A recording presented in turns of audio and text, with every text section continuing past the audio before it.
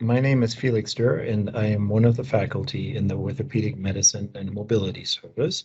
And I'm also one of the investigators on the research project that we would like to discuss with you. It is titled Evaluation of High Energy Focused Shockwave Therapy for Treatment of Osteoarthritis and Prevention of Contralateral Stifle Injury in Dogs. So what exactly does this mean? Basically, you probably have learned a lot about cranial cruciate ligament disease, or ACL tears, what it is called in people, by now, and you have elected that your dog will undergo a TPLO for one of the legs, probably the more affected leg.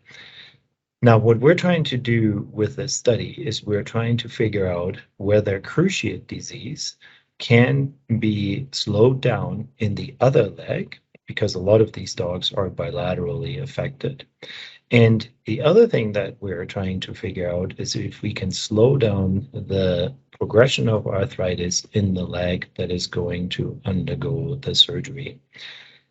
The study design is as follows. So we are randomly assigning your dog to either the treatment group or the placebo group. That means that your dog may or may not receive shockwave therapy treatment during the study period. And then our goal is to find out whether this treatment has a positive impact. So what I'm going to do is I'm going to show you what this device actually looks like that we are utilizing. So here we go. This is the title of the study, and this is the device that we are utilizing. So this is a shockwave therapy machine, and you can see this here is called a TRODE, and this is what is used to administer the energy to your dog's knees.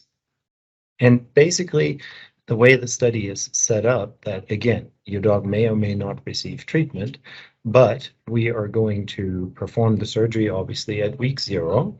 And at this point, we perform some additional x-rays. Those are standing x-rays. So what will happen here is that your dog will stand, and we will simply take the x-ray while your dog is standing. This will be used to help to determine how much instability there is in the knee.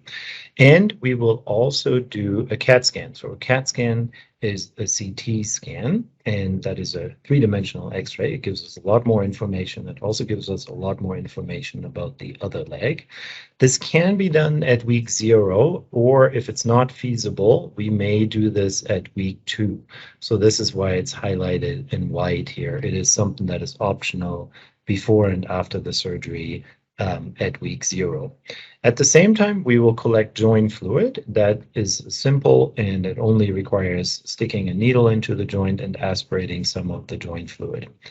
Similarly, gait analysis. For this, the dogs are being walked over a pressure mat, and we record exactly how much weight they put on each leg. And that is very benign, so basically just walking on a leash. We are utilizing activity collars. So these activity collars will be placed at week 0, and then they last for about 2 to 3 weeks. So we will take them back at week 2, and then at week 14 and at week 26, and they record your dog's activity. If your dog is in the treatment group, then shockwave therapy will be applied at week 0, at week 2, at week 8, and at week 14. Now, for these procedures, there is a requirement for sedation. So you can see here that for each of these visits, sedation is required. Why is that? Because for getting good x-rays, and particularly a CT, and collecting a joint fluid, we need to sedate your dog to keep it safe. Now, sedation is generally benign. We use a reversible sedative, but there is a risk associated with any intervention. For a healthy dog, that risk is very low, but unfortunately, we cannot do this without sedation. The benefit of enrolling in the study is not only that we get more information about the other knee by obtaining all the additional CTs, but also that the images are paid for.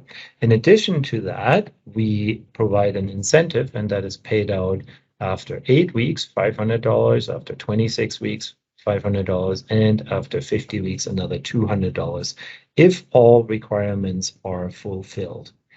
So lastly, why is there a green and a yellow color here? That is because the green indicates what would be performed anyway. So a routine recovery after TPLO requires x-rays at least at 8 weeks if everything is going well, that are usually performed under sedation. So these visits here would already result in sedation, but visit 2, 14, 26, and 50 are additional diagnostics that are performed as part of this study.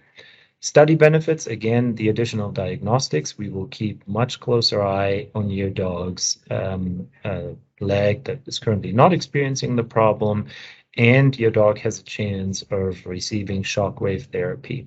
Now, if your dog is not in the shockwave therapy group, then after completion of the study, we offer free shockwave therapy. And as far as the risk associated with the shockwave therapy treatment, it has already been investigated in multiple studies, and it has been shown to actually accelerate bone healing and reduce lameness and pain and swelling of the kneecap tendon after surgery.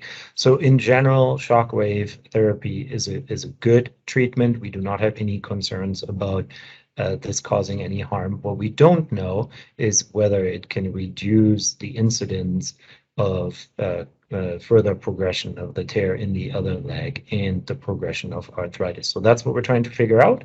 And by figuring that out, we will help lots of other dogs and perhaps also people. So thank you for considering, and please don't hesitate to reach out if you have any questions.